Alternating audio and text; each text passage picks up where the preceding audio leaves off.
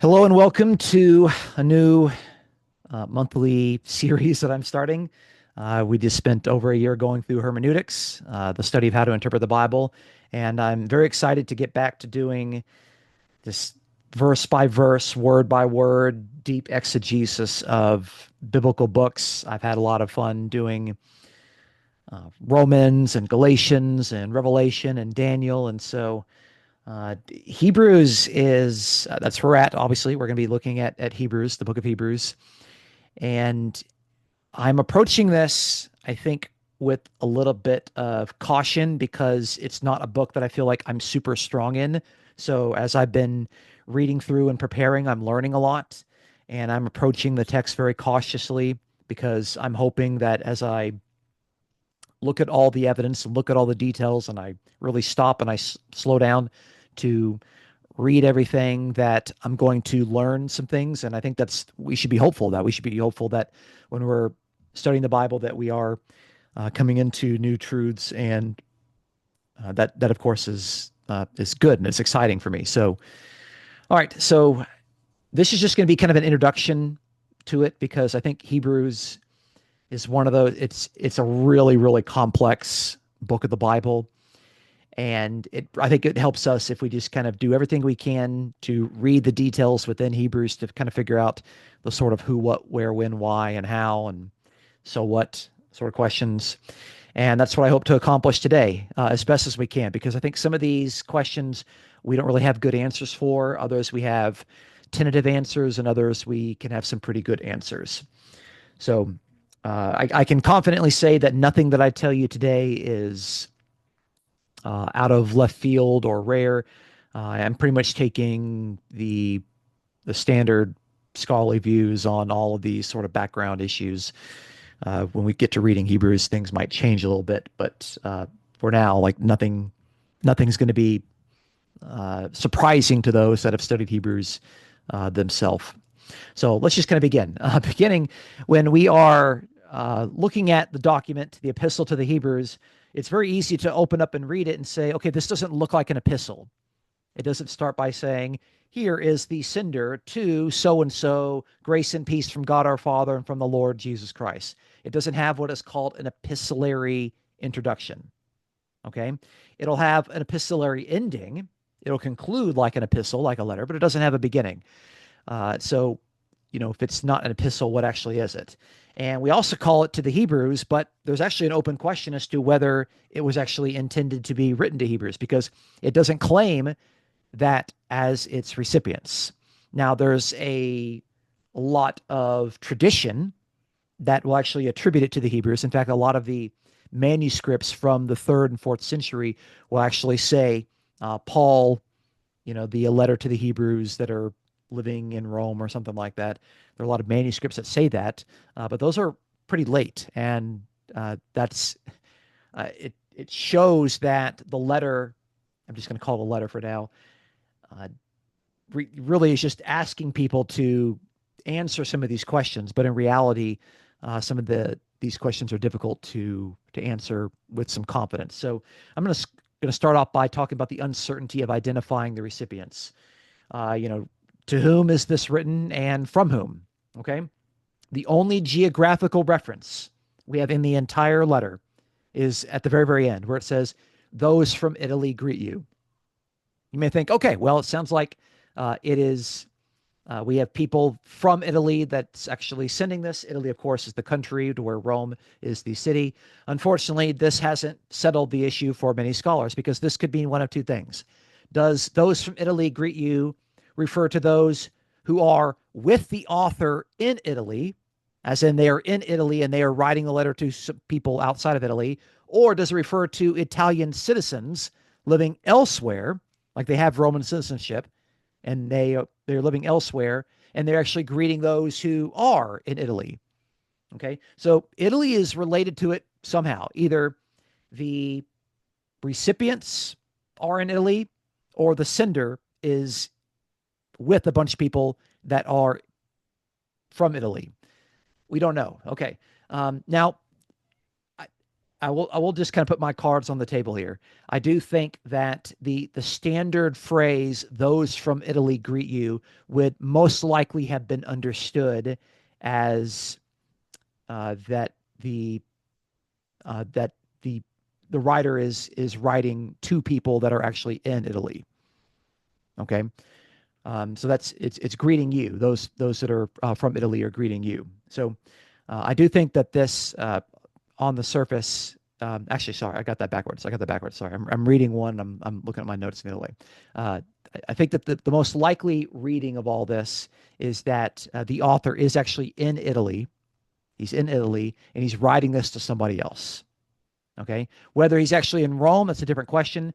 But again, we're just going to kind of put this as kind of an open question mark. The point is, we really don't know because this phrase is ambiguous. Okay. Now, if you had to push me, again, I do think probably, 70% of the chance is that the author is in Italy writing to people elsewhere.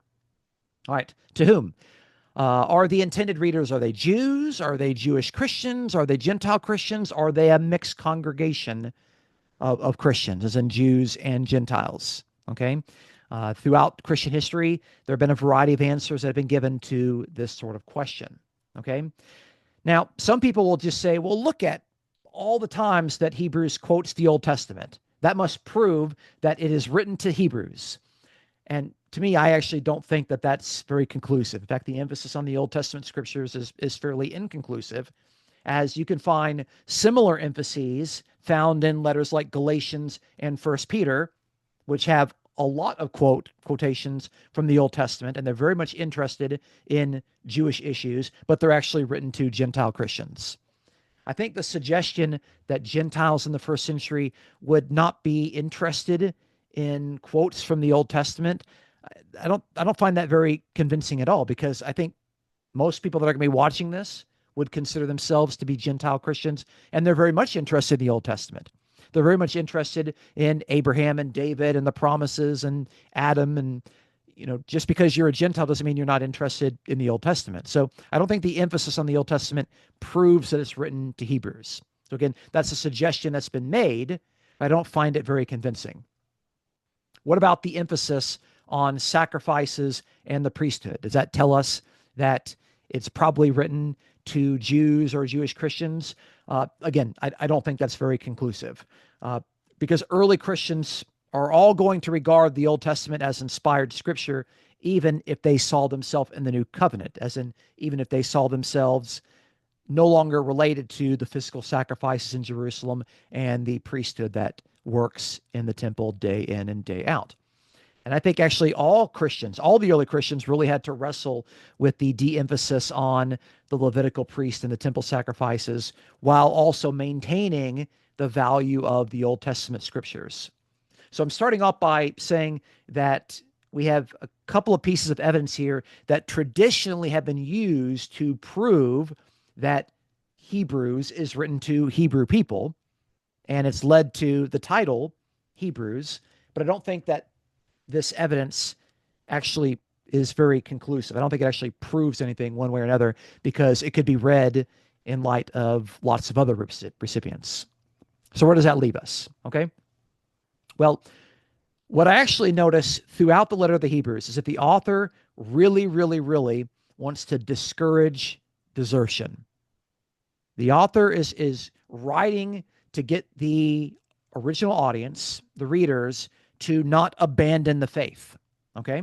And I think that's really, really interesting, because there's also been a suggestion that these were Jewish Christians to whom the author was writing, and that they were formerly members of the synagogue. They were formerly in Judaism, and now they become Jewish Christians.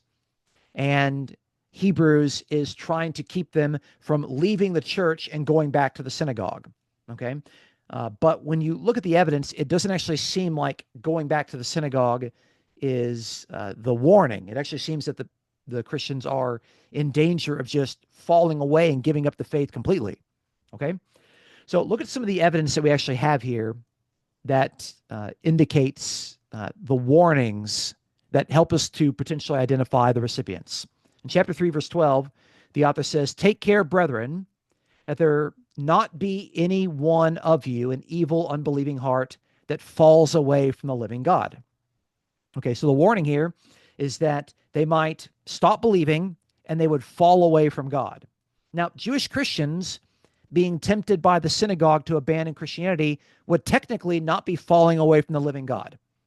They would still, if they go back to the synagogue, they would still have a relationship with Yahweh. Okay, they might be falling away from Christ, but the wording there in chapter 3, verse 12 doesn't suggest that they're Jewish Christians being tempted to give up their Christianity to go back to Judaism. That's not the way that the author seems to be writing. But Gentiles, on the other hand, who turn to the living God from idols, they actually did do that. Their deconversion would be a falling away from the living God. So you see how suggesting that the recipients are Gentiles that formerly were pagans actually makes better sense of some of the wording there toward the traditional interpretation that these are Jewish Christians that are being tempted to give up their Christianity and go back to the synagogue. It doesn't fit very well. It's not very natural. Okay. We all see that there are some instructions to the readers that seem to presuppose that there is a Gentile audience. Okay. And one of the best pieces of evidence is these first two verses in Hebrews chapter 6. Okay.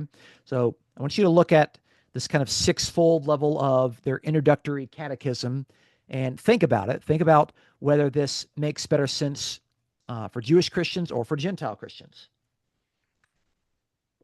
Okay. Therefore, leaving the elementary teachings about the Christ, let us press on to maturity, not laying again a foundation of repentance from dead works and faith towards God, instructions about washings and laying on of hands, the resurrection of the dead, and eternal judgment. Okay, so these are elementary teachings. These are the basic things. They need to leave these basic foundational things behind and move on to further further mature things. Okay. But these are the basic things that they were taught as Christians. But four of those things, namely repentance from dead works, faith towards God, resurrection of the dead, and judgment, those are all brand new topics for Gentiles, but they are actually pretty standard teachings for Jews. Okay. Jews would not be repenting from dead works, but Gentiles would be doing that. Jews would not be coming into Christianity with faith towards God. They've always had that. They've always been in possession of faith towards the one true God. Gentiles, on the other hand, would be turning away from idols, dead works, dead idols, towards faith in the one true God. Jews, of course, are raised to believe in the resurrection of the dead. That's a very common Jewish teaching, whether you're a Pharisee or an Essene or a follower of John the Baptist, a follower of Jesus. That's resurrection of the dead is standard for Judaism and also the final judgment. Okay, but those are all new teachings for Gentiles. Again, it doesn't make a lot of sense to say that these are Jews saying that, oh, whenever you came to Christianity, we're teaching you about repentance and about faith towards God, judgment, and the resurrection. It doesn't fit very well, but it makes better sense with a Gentile audience. I'm pointing all these things out here because even though we have to continue calling it Hebrews, the letter to the Hebrews, it's probably not written to ethnically Hebrew people. It's probably written to a mixed community, like most of the churches in the middle of the first century that have believing Jewish Christians and also believing Gentile Christians. Okay, so the title to the book is a little misleading. That's what I'm suggesting. And again, I'm just looking at the evidence itself and drawing conclusions. Which ethnicity of the audience makes better sense? Okay, now we can also read very carefully in Hebrews, and we can see what I think are three stages of development of this community. We can actually see the initial stage in which the community was formed, when they all came to faith, when they all came to Christ. We can see a second stage in which there was a conflict. There was a very, very deep conflict. And then we can see the current stage, which is current. By current, I mean at the time in which the author is writing. We're going to call that present day stage 3. Okay. And so when you read these passages, I'm going to try to make the argument that we can read them very carefully, is that they're not all happening at the same time. They're happening at different stages of this community's development. Okay. So the opening stage, of course, is just the conversion. And a very clear passage that talks about this is in chapter 2, verses 3 through 4. So the author says, how will we escape if we neglect so great a salvation? After it was first spoken through the Lord, it was confirmed to us by those who heard, God also testifying with them, both by signs and wonders and by various miracles and by gifts of the Holy Spirit according to his own will. Okay. So we can see there he's talking about their conversion.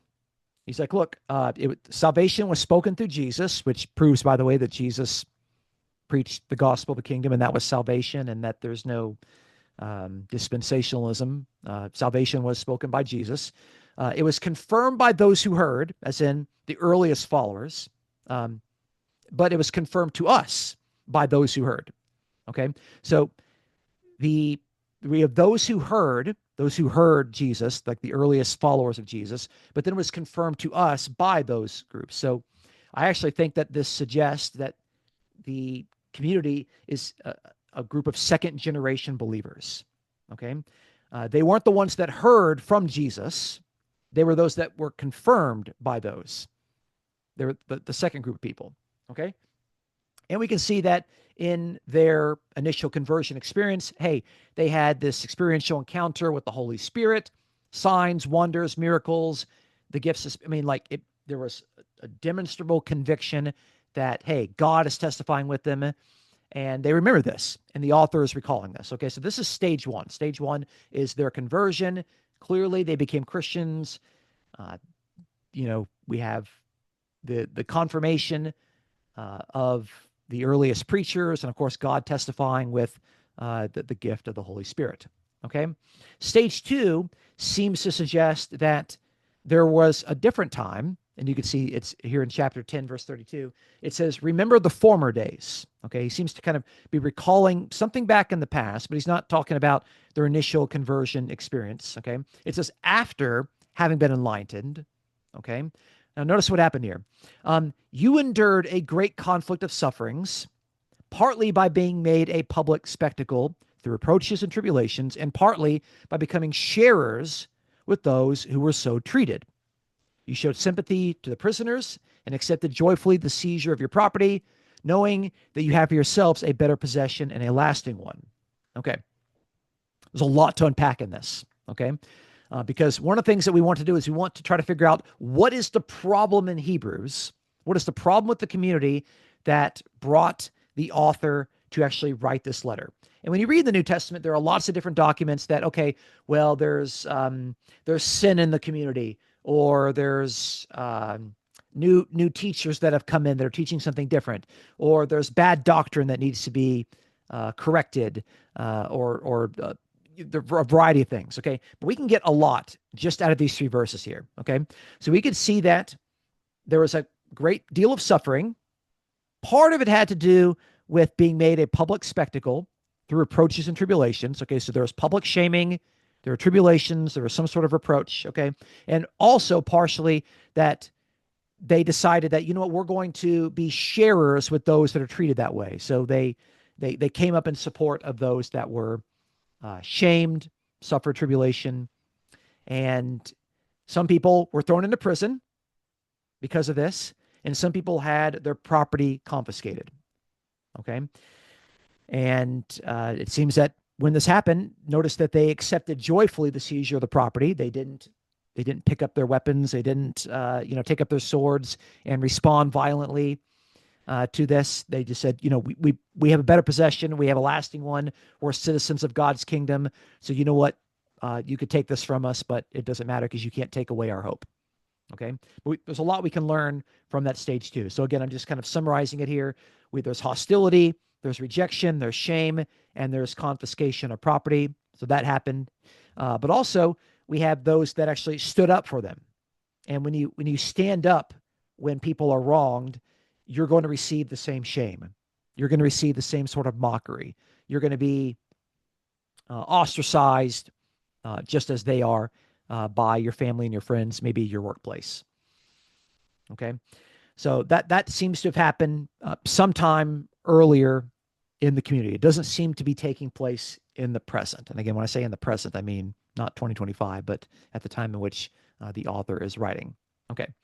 But what we know is that in the past, the community, they endured these trials with fortitude and joy. Okay. They didn't give up the faith. They didn't abandon ship. They didn't, again, they didn't respond with violence. They endured. They were faithful. They showed perseverance. It's good. And they're being praised for that. Okay. Now we get to stage 3. What's going on in stage 3? Chapter 10.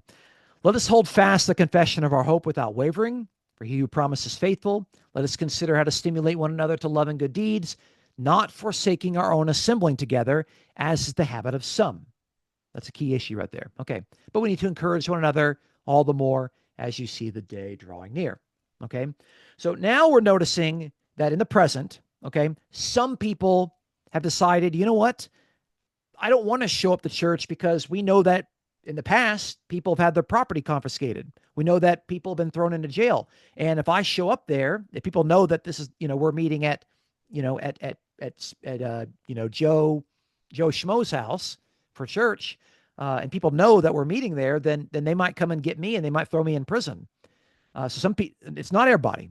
It says very carefully here, some. It's the habit of some to do this. So some people, because of the persecution, the shame, and people, I don't think you understand. Shame is a huge tool to control behavior, both in the past and also in the present. We can see there that some people, they endured that shame, the public mockery, but for whatever reason, and again, we can speculate a lot, for whatever reason, some people have decided it's not worth the risk. It's no longer worth the risk. Okay. But what we don't see here, by the way, we don't see that there's continuing persecution in the present. We don't see that anymore. We also don't see that there are any doctrinal issues or false teachings that Hebrews has to correct. Okay, that it's kind of interesting because we have a lot of those sort of letters in the New Testament, but we don't have it in Hebrews. Okay, so again, we're trying to figure out what actually happened to the community so we could figure out why the author is writing this and why his letter, his sermon is put together in the way that it's put together. So it seems that the key issue is endurance, namely committing to continue in the faith. Okay, some people have decided it's not worth showing up anymore. How do we respond? Well, we need to all consider how to stimulate one another to love and good deeds. It's not just the responsibility of the pastor. It's the responsibility of everyone in the community to do this. And actually, in another passage, it says, you need to do this today as long as it's called today. So everyone in the community, every single day, needs to be encouraging and building one another up. It's actually a very, very practical book in that sense. Okay, so why are there dangers of abandoning the faith in Hebrews? Well, if we take all that evidence and we say, okay, can I look through Hebrews and can I find some other warnings that might suggest that these Christians are in danger of just giving up? They're just saying, I'm going to give up Christianity. Maybe they're Gentiles and they're going to go back to paganism. They're going to go back to worshiping the gods. They're going to worship Caesar and Zeus and Apollo and Asclepius, whatever it may be. What evidence do we have in Hebrews that actually makes this point? And actually, we have a lot. We have a lot. Like, I'm not even going to give you all the verses that are available, but I want you to kind of see the language that shows that the concern of the author is not Jewish Christians going back to the synagogue. It's Christians, no matter who they are, just giving up the faith and falling away. So chapter 2, verse 1, it says, so that we do not drift away from it. The language there, drifting away. Okay? Chapter 2, verse 3, how we must escape if we neglect so great a salvation. Neglecting it, not paying attention to it. Chapter 3, verse 12, take care, brethren, that there not be in any one of you an evil, unbelieving heart that falls away. Okay, so the warning there is that you would have an evil heart that no longer believes, resulting in falling away. 3 verse 13, so that none of you will be hardened by the deceitfulness of sin. That's the warning. You don't want sin that's tricky, that could deceive you into hardening your heart, leaving you to having an unbelieving heart. Okay, chapter 4, verse 1. Any one of you may seem to have come short of it, falling short, drifting away, neglecting. You see this language? 4 verse 11.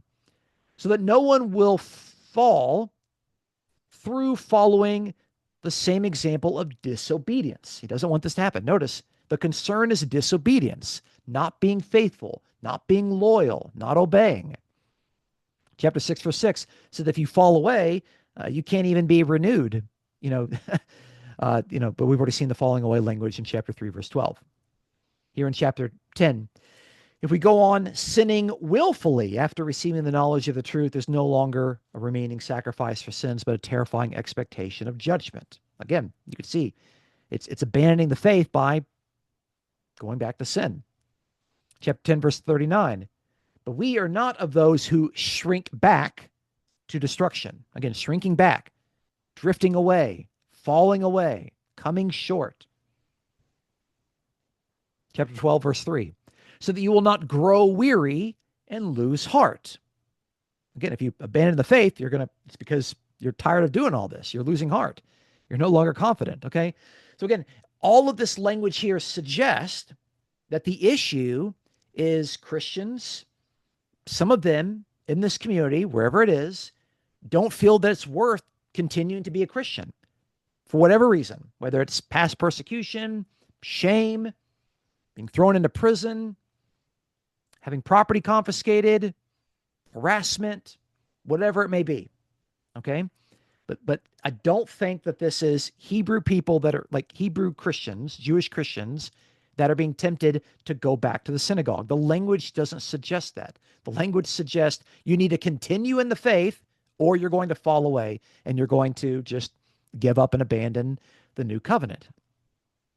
And again, we're not even giving all the verses here. I'm just giving you all the ones that will fit onto one slide. Oh, I got one more. Okay. Chapter 12, verse 16, that there be no immoral or godless person like Esau. Again, don't be immoral. Don't be godless. Don't fall away from the living God. Okay. To me, I just think that evidence it's really compelling when you put it like that. Okay. So again, let's talk a little bit more about things that are just difficult for us to figure out. We've been able to narrow some things down, but, we're not out of the woods yet. Okay. We've talked a little bit about the recipients, but who's the author? Who's the author? Well, is Paul the author? Well, it doesn't claim to be written by Paul, but one of the interesting things that actually connects this to Paul in some way is this reference to Timothy. And this gets overlooked a lot. Like in a lot of teachings on Hebrews, this little piece of evidence gets overlooked, and we can get a lot from this. So in chapter 13, verse 23, the author says, take notice that our brother Timothy has been released, with whom, if he comes soon, I will see you. Okay? So we can understand from this passage that Timothy is someone that is well known to the author and to the recipients. Okay? Timothy was one of the regular traveling companions of Paul when Paul was going around founding churches that were believing Jews and believing Gentiles. Okay? So even though Paul is not directly related to Hebrews, it doesn't claim to be written by Paul in the way that all of Paul's letters are state. Timothy is related, so I think it's related to the Pauline mission in some sense, but also because we know when Paul's mission was and when Timothy was traveling, that also helps us to narrow down a little bit of when this might have been written. Okay. Obviously, Timothy had to be at an age where he could actually physically travel from being in prison to actually going to wherever this audience was. Now, the author is also going to discuss his conversion, which we already talked about this a little bit here. We already talked about this in chapter 2. And again, just look at the language here of the conversion, but also I want you to contrast it with Galatians, where Paul talks about his own conversion. So here, again, we see that we have salvation. It was confirmed to us by those who heard. Okay, that's important. So the recipients of Hebrews heard the gospel from other people. But Paul says in Galatians 1:15, when God, who had set me apart even from my mother's womb and called me through his grace, was pleased to reveal his son in me so that I might preach him among the Gentiles, and did not immediately consult with flesh and blood. Paul is saying in his conversion that the gospel was revealed to him. Jesus was revealed to him. He received salvation when Jesus appeared to him, when God revealed Jesus to him, and he had no encounter with other human beings. Human beings did not preach the gospel other than Jesus, obviously. But the earliest Christians did not convert the Apostle Paul by preaching the gospel to him. However, the audience here indicates that, where it says, after it was first spoken through the Lord, it was confirmed to us. He includes himself with the community. Okay, so in Hebrews, again, just to make this clear, the author and the recipients heard the gospel from other people. Paul, on the other hand, in his own autobiography, says he did not consult with flesh and blood, that it was God who revealed Jesus to him directly. Okay, so again, it doesn't sound like something Paul would say. It's just really hard to square that circle if you want to say that Paul wrote it. Okay. All right. What about Paul's style of rhetoric, the way that Paul writes? Some people say, well, sometimes you write differently for different audiences. I get that. That's true. I get it. The way that you read Romans is very different than the way that you read Philemon. Both are authentic letters of Paul. Okay. Maybe Hebrews is just written differently. Okay. But look at what Paul says in 1 Corinthians 2. He says, my message and my preaching were not in persuasive words of wisdom, but in the demonstration of the Spirit and of power, so that your faith would not rest in the wisdom of men, but on the power of God. Paul is saying that I'm not writing to you in these fancy, wise words. I don't want you to be convinced of me because of my rhetoric or with my words of wisdom. You were convinced because of the Spirit and because of God's power, and so that your faith would rest on those sort of things. So he explicitly says, I'm not writing to you with these persuasive, wise words. Okay? But the author of Hebrews uses a significantly advanced rhetorical skill set. The book is written as a sermon intended to be read aloud and enjoyed by the audience. And sometimes it's difficult to see this in English, but if you can look at it in the Greek, there are a lot of these little telltale signs to show not only is the author writing this in a way because he knows it's going to be read aloud and it's going to be appreciated, but he also writes it in a way to kind of show off how good of a rhetorician he is. Okay. So if it's not Paul, well, who wrote it? Okay. All right. Well, it's not Paul who did it. Okay. Well, I think it's somebody who's closely associated with the Pauline mission, somebody who clearly knew Timothy personally. Okay.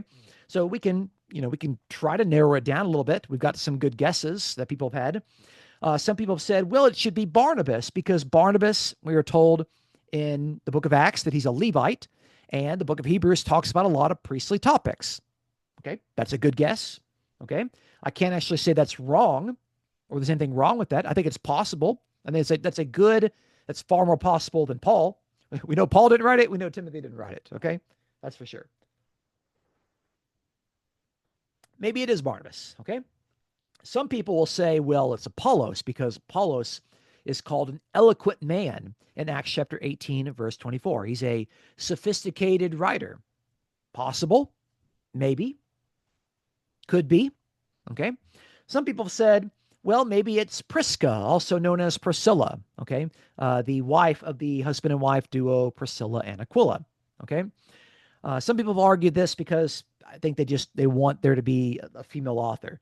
But again, this is one of these things you can't see in English, but you can see it in Greek. Okay.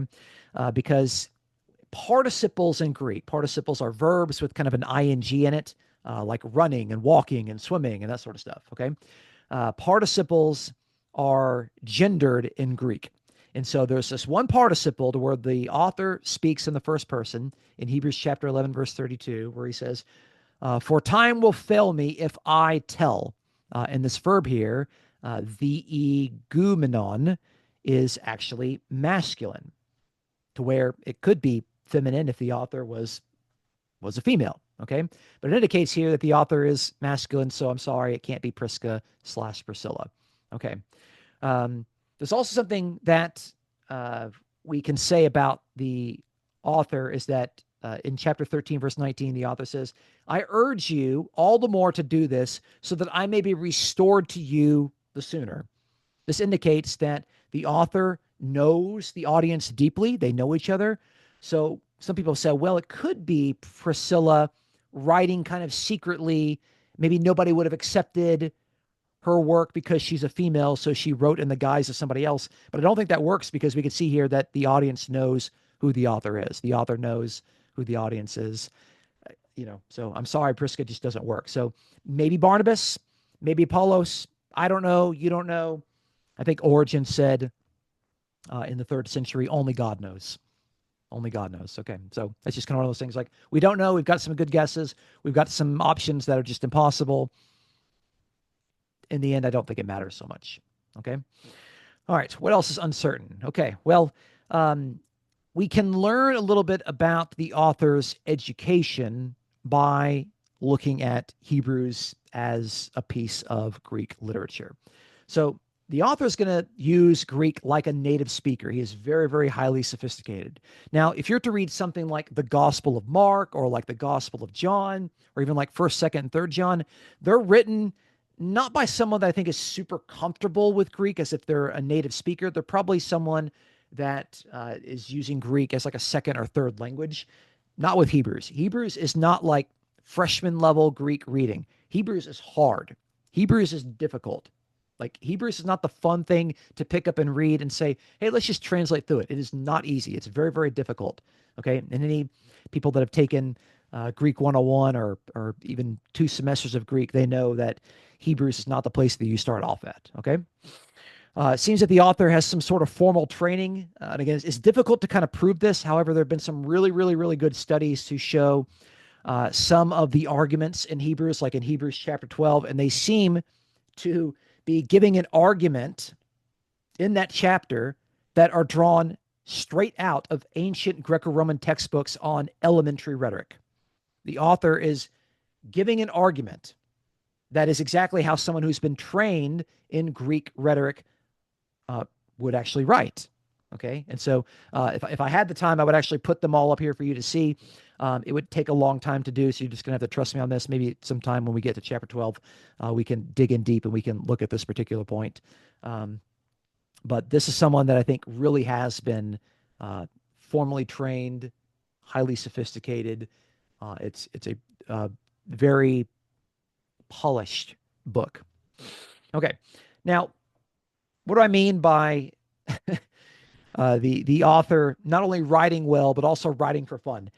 He's going to use in the opening in the opening verse, he's going to use alliteration, not because it actually demonstrates a particular point. He's going to use alliteration in Greek just for fun, just because it sounds good to the listeners. It's like the opening line is going to be like, oh, that sounds good when you're hearing it. Okay. So alliteration, of course, is repeating words that all start with the same sound. Okay. A lot of modern preachers like to do this. They like to do like 3-point sermons that all start with a particular letter. Like, they all start with S's, serve, send, spirit, something like that, alliteration, we're told in writing to always avoid alliteration, which is kind of a joke because that's alliteration. Okay. So in the opening line here in chapter 1, verse 1, in English, there's no way you can bring this into English. Okay. So when you read in English, it says, God, after he spoke long ago to the fathers and the prophets in many portions and in many ways. There's not really any alliteration there. But the Greek, you'll hear this constant P sound. Okay. Polymeros ke polyptorpos, pale otheos, lalisas tis patrisin in tis prophetes. And so you have all those P words, those 5 of them in that one sentence. And the author is doing that because he just likes using alliteration. It's for fun. Okay. And again, this shows the sort of sophistication to where he's just having fun writing at this point because he's just that good. Okay. He also, there are technical words for this. He also likes to begin and end parallel words with the same sound. Okay. So we might call this rhyming, but sometimes it's for like the beginning and the end. So in chapter 1, verse 3, I'm underlining the parts that I'm going to be reading and translating, where it says, and he, the subject is Jesus, And he is the radiance of his, God's glory, and the exact representation of his nature. And he upholds all things by the word of his, God's power. Okay. So you have, and he is of his nature, he upholds of his power. And so the rhyming there is going to be os on with pheron. And then you have tis ipostaseos off two, and then tis dinameos off two. They kind of rhyme in that way. Again, this is just the author having fun with the way that he's writing. Okay, but you can't see it in English. You can't appreciate what's actually there. You can only see it there in Greek. Okay, again, this is a writer that's got too much time on his hands, and he's just that good. He's just that good. Okay, I'm telling you, this is not Paul. Paul is not like this. Paul does not do that kind of stuff in his writings. Okay, the author's use of Scripture. Yeah, the author uses the Old Testament a lot. Does that mean that we just need to take our Bibles and look in the Old Testament? Well, not so fast, okay? Because the author seems to be what I think a Jewish Christian whose primary Bible is not the Hebrew text, the Hebrew Bible. It's actually the Septuagint, the Greek translation of the Hebrew Bible. The quotations from Hebrews are from the Septuagint, okay? The Septuagint, which is abbreviated as the LXX for 70, it was the Greek translation and the interpretation of the Hebrew Bible, okay? However, whenever you translate from one language to another, it's never going to be perfect. It's never going to be perfect, okay?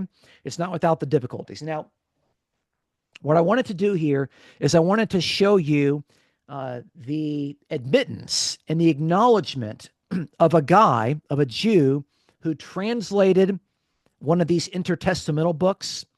If you have like a New Revised Standard Version, you have the intertestamental books. Sometimes they're called the apocryphal books or the deuterocanonical books.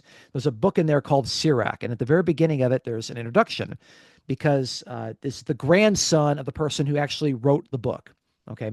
By the way, his grandfather's name is Joshua, and Joshua's name in Greek is Jesus. So you're going to read Jesus here. It's not the Jesus Christ. It's just another common name for Joshua. But I want you to see, so in the year 180 BC, how this author is going to talk about translating from Hebrew to Greek by his own acknowledgement. Okay, so this is what he says. He says, so my grandfather Jesus, not Jesus Christ, Joshua, this is grandfather, who had devoted himself especially to reading of the law and the prophets and the other books of our ancestors and had acquired considerable proficiency in them, was himself also led to write something pertaining to instruction and wisdom, so that by becoming familiar also with his book, those who love learning might make even greater progress in living according to the law. You are invited, therefore, to read it with goodwill and attention and be indulgent in cases where, despite our diligent labor in translating, we may seem to have rendered some phrases imperfectly. Okay. For what was originally expressed in Hebrew does not have exactly the same sense when translated into another language. He means Greek, by the way. Not only this book, meaning Sirach, but even the law itself, the prophecies, and the rest of the books differ not a little when read in the original. You see what he's saying here? He's saying the Septuagint, that last line there is in reference to Septuagint. He's acknowledging that the Septuagint differs not in a little way. Okay? That's just the unfortunate part of going from Hebrew and Aramaic to Greek. Okay? So he's acknowledging this. 200 years before the book of Hebrews was written. Okay. And the reason why I'm pointing this out is that the author of Hebrews, and for whatever you want to do with this, okay, but he seems to see that the Greek text says something, and he's going to take the Greek text, and he's not really concerned with what the Hebrew text would have originally said. He's going to take what the Greek text says, even if the Greek text differs a tiny bit from the Hebrew. Okay. The author of Hebrews is aware of that, and he takes advantage of it, and he uses it for his own argument. Now, the problem, though, is that if we're reading Hebrews and we're trying to go back into the Old Testament to kind of like figure out the passages that we're looking at, we're going to find some differences, okay? So when we're going through this study, not today, but as we go through this Bible study, as we go through Hebrews, I'm going to be very intentional at pointing these things out and showing how it works so that people can see it, those that don't have the proficiency in languages, so they can actually see what the author is doing and why we're able to actually follow his line of argument, even if in the Old Testament we go back and we look and we say, I don't quite understand that. Why is he making this jump, this leap here? Okay. So again, the point of me bringing this to your attention is to show that in the ancient world, Jews were well aware that the Septuagint was not a perfect translation. It's not the fault of the translators. It's just anytime you go from one language to another language, it's not going to be perfect. It's not going to be perfect. And he, the grandson here, translating his grandfather's work from Hebrew to Greek, acknowledges this the same. He says, I might have done it imperfectly. That's just part of it. Okay. So the author attempts to find in the Old Testament passages or text that foreshadow Jesus, that foreshadow Jesus' ministry, foreshadow his death, and foreshadow his resurrection. Okay. Passages that you might go back and read in the Old Testament and you might say, that doesn't sound like Jesus. It just sounds like Melchizedek, this strange figure that just kind of shows up in Genesis. He starts talking to Abraham, and the original readers of Genesis were not thinking about Jesus at that time. Okay. So the author of Hebrews is going to look at these things and say, okay, that's foreshadowing Jesus. Well, how does he do this? Well, he's going to use typology. Okay. To make sure that we're clear on this, typology. Okay. The first reference is called the prototype. Okay. The second reference is called the antitype. The antitype is the type that brings fulfillment to the prototype. Okay. Typically, though, typology begins with the second one, the antitype, and draws inspiration from the prototype. It doesn't start with the prototype and says, okay, this predicts another one. Okay. It starts backwards and looks in the past. It doesn't start in the past and look forward. Okay. That's how biblical typology seems to function. Okay, there's a lot of that in the letter to the Hebrews. So here's one example that I think is just kind of really easy to see. This is the typology between Moses and Jesus. Okay, so he was faithful to him who appointed him. That's he, Jesus, was faithful to God who appointed him, as Moses also was in all his house. Okay, Moses was faithful to God who appointed him. For he has been counted worthy of more glory than Moses, Jesus, by just so much as the builder of the house has more honor than the house. For every house is built by someone, but the builder of all things is God. Okay. Moses was faithful inside all of his house as a servant for a testimony of those things which are spoken later, but Christ was faithful as a son over his house. Okay. Now, notice here, by the way, that the author's not saying anything bad about Moses. Moses isn't bad. He's not terrible. He's not irrelevant. Good things about him. He was faithful. He was faithful to God. He was faithful in his house. He functioned as a servant. Okay. But you know who's better than a servant in the ancient family? A son. An actual son who's born to a father is obviously going to have more rights and privileges than a hired servant. Okay. All right. So notice, by the way, you have God and Moses, and you have God and the Son. God, by definition, has to be the Father alone. Okay. So here it's kind of saying, okay, well, the faithfulness of Moses is foreshadowing the faithfulness of Jesus. Huge argument here, by the way. Jesus was faithful to God. That's good. He's a good biblical Unitarian, this author of Hebrews. Okay. The author is also going to use typology to talk about the new covenant and how that was foreshadowed by the Levitical priesthood. And also it's going to draw on the Exodus and the wilderness experience, Joshua wandering through the wilderness, and Psalm 95, a psalm that might seem to be completely irrelevant if you're just reading it in Psalms, but then you see it being quoted in Hebrews chapter 3 and chapter 4, and you're like, oh, wow, that's a really, really good use of Scripture. Okay, so a lot of typology that's going on here. Again, that's just a really common way in which the author is using the Old Testament. Okay, so the Old Testament also is going to offer a lot of moral examples that the author thinks are still practical today. We've already alluded to not becoming an unbelieving and a godless person like Esau. Okay, Esau is kind of becoming an example for the author. So there's a lot of those examples that we're going to find. Okay. The author, we can learn a little bit more about him and his own experiences in the Greco-Roman world. Okay. So one of the things that he seems to use to describe Jesus is a really common maxim that was used by Greek and Roman writers, Greek and Latin writers in the first century and a few centuries before, which is that you learn through suffering or experience. Okay? You learn through suffering and experience. And actually, the verb for learning in Greek, mathen, is actually, it rhymes with the verb for suffering, pathen. Okay, so mathen and pathen. Okay, and so the author is going to draw on this, and he's going to say in Hebrews chapter 5, verse 8, although he was a son, he learned obedience from the things which he suffered. Notice, he learned by suffering.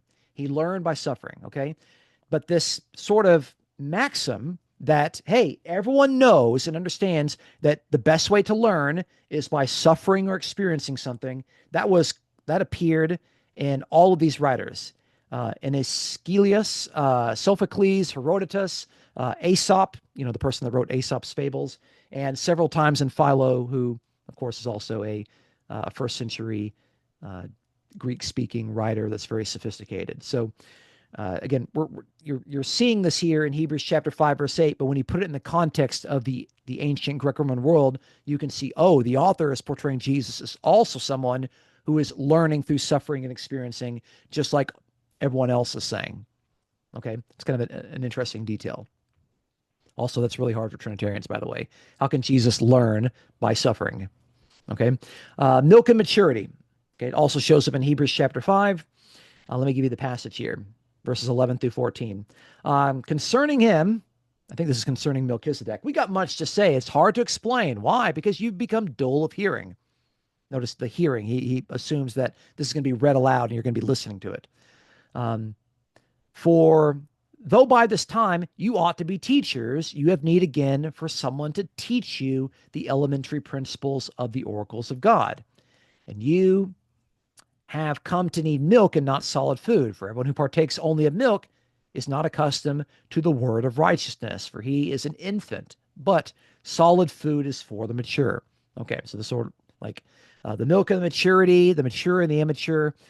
Again, a lot of ancient Greco-Roman writers would talk about the need to mature and to grow by using maturity language and milk. So Epictetus, in his discourses, says, are you not willing at this late date, like children, to be weaned and to partake of more solid food?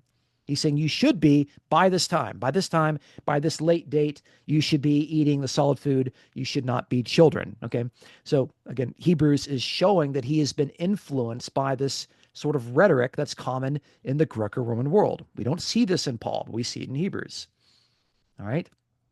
We can also see that Jesus is being portrayed as a hero like philosophical heroes. Look at this interesting passage here and the parallel that gets used for actually Socrates. Okay, so in chapter 2, verse 14, I like this, by the way.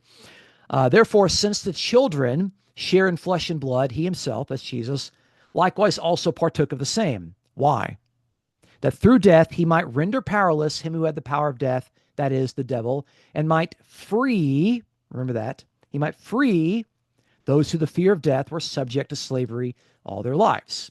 Okay, so Seneca, who's a first century senator who wrote a lot of epistles, he writes about Socrates. And he says, Socrates in prison declined to flee when certain persons gave him opportunity in order to free humankind from the fear of two most grievous things, death and imprisonment. So what did Jesus do?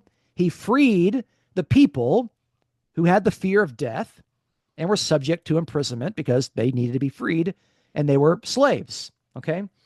So this is the sort of thing that was being said about these great philosophical heroes. And the author of Hebrews says, actually, Jesus did that by contending with the devil.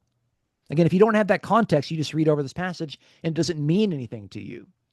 But the author is showing that, you know what, he's very educated, got a very skilled background and upbringing, and he's just kind of showing it off here. It tells us about who this is. Okay. All right. Getting down to the last couple of slides. We're almost at an hour at this point, 54 minutes. We do have some clues to help us to date Hebrews. Okay. And I'm actually going on record now that I'm actually changing my mind from what I've actually said in videos that are on the internet 10 years ago. Okay. I have found new evidence and I'm happy to admit that I was wrong. And I'm now moving in a different direction. Okay. So what are the clues that we actually have to help us date Hebrews? Okay. Well, we know that the first time that Hebrews is actually quoted is actually in AD 96 when a guy named Clement of Alexandria, wow, I actually made that wrong. Sorry. That's Clement of Rome. That's not Clement of Alexandria. Clement of Alexandria is someone else. Okay. This is Clement of Rome. My mistake. Okay. All right. Clement of Rome, who wrote First Clement in 96 AD, he has a copy of Hebrews. Okay. That's interesting, by the way, if we're taking into account, remember that reference in chapter 13 of Hebrews, those from Italy greet you. We know that someone in Rome has a copy of Hebrews at least by the end of the first century. He has it, he quotes it, he's influenced by it. So we know that's the latest in which it was written. Okay. We also know that Timothy's alive, he's able to travel. So it has to have been written before Timothy was too old to perform any missionary work. Okay. We know that Timothy was moving around with Paul in the 50s and in the early 60s. We know that. Okay. But we also have this reference here that seems to indicate that the sacrifices in Jerusalem are ongoing. Okay. In chapter 10, verse 1, it says, "For the law, since it has only a shadow of the good things to come and not the very form of things, can never, by the same sacrifices which they offer continually year by year, make perfect those who draw near." Okay, so he's saying, look, they in Jerusalem, they are continually offering sacrifices year by year. Verse 3. But in those sacrifices, there is a reminder of sins year by year. He's talking about the Jerusalem temple as if it's still standing. It's still there. Okay. Now, I know some people have tried to get around this and they say, well, there are some Jews in the second and the third century. Actually, well, at the end of the first century, you have Josephus. And in the beginning of the third century, you have the Mishnah that will talk about how the temple is still ongoing, but not literally. Okay. But those are Jews that have a vested interest in that sort of stuff here. Okay. So, of course, they're going to say that. I think the best reading of Hebrews chapter 10, verses 1 through 3, is that the temple is still standing and the sacrifices are still going. So, this is before 70 AD. Okay. So, to me, I'm thinking, okay, we got Timothy's still alive. He's still able to travel before 70 AD. They're second generation Christians. And if Hebrews was written to Rome, that's a big if, if it was written to people in Italy, then this particular passage actually indicates that Peter and Paul had yet to be martyred. You all probably know that history tells us that Peter and Paul were martyred in Rome probably around the year 64, okay, mid 60s. But in chapter 12, verse 4, it says, "You have not resisted to the point of shedding blood in your striving against sin." Okay. Nobody's died. Nobody's been martyred in their community. Now, this only works if it's written to Rome. Even if it's writing to Italy, that's not necessarily writing to Rome. So this is a big if. Draw a big circle around that if. Okay. So it's possible. Okay. I don't think it's definitive proof. So again, for me, I'm thinking, okay, if the end point can't be after 70 AD, okay, and it can't be, to the point to where Timothy is unable to continue to function as a traveling missionary, I think it's probably somewhere in the late 50s or maybe the early 60s AD. Okay, which makes it basically later than Paul's letters, I think. So that's my best guess with that. Okay, all right. I think this is the final slide.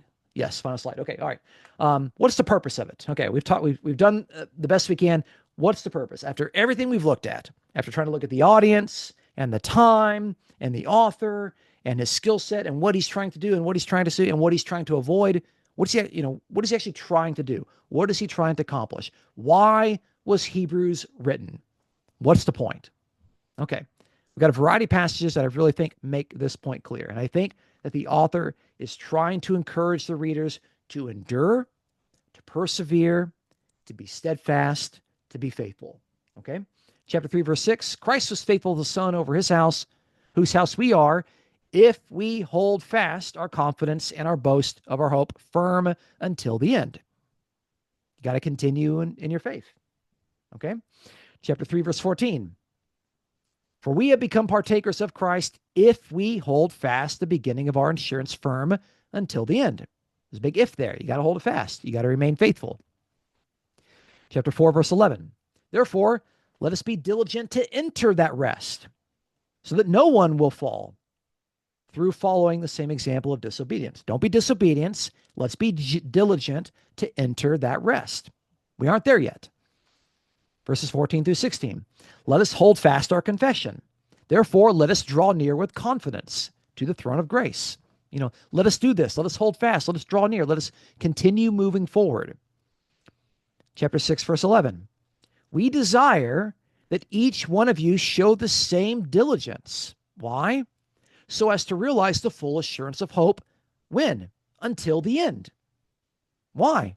So that you will not be sluggish, but you will be imitators of those who, through faith and patience, inherit the promises. Okay? We got to be patient. We got to have faith. We got to have diligence.